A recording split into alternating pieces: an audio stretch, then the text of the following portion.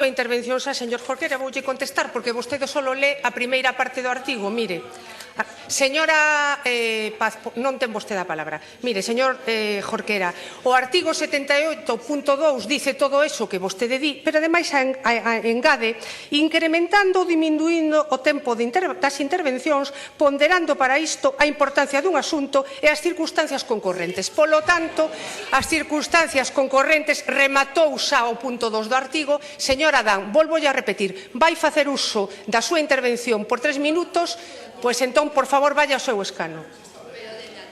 Señor Adán, vou terla que chamar a orde, me está poñendo nunha situación complicada. Vaya ao seu escano se quere facer uso da interpelación.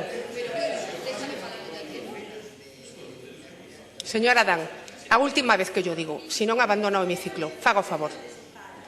Pídolle en aras da concordia que faga uso do escano. Señor Adán, ten unha terceira chamada a orden, por favor, abandone o hemiciclo. Abandone o hemiciclo, señor Adán. Bien. Señora Díaz, ten a palabra para continuar a intervención. Señora Pontón, ten vostede unha segunda chamada a orde e sabe o que significa a terceira. Moi ben. Señora Pontón, segunda chamada a orde. Señora Díaz, ten vostede a palabra.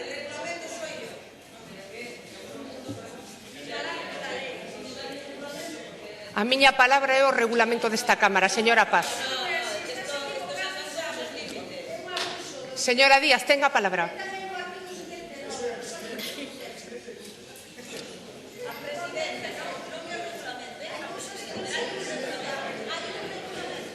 Solo quero decir unha cousa, coas cuestións de moderación dos debates que fai a Presidencia non son obxecto de debate e, polo tanto, señora Díaz, ten vostede a palabra para continuar a interpelación. Volvo a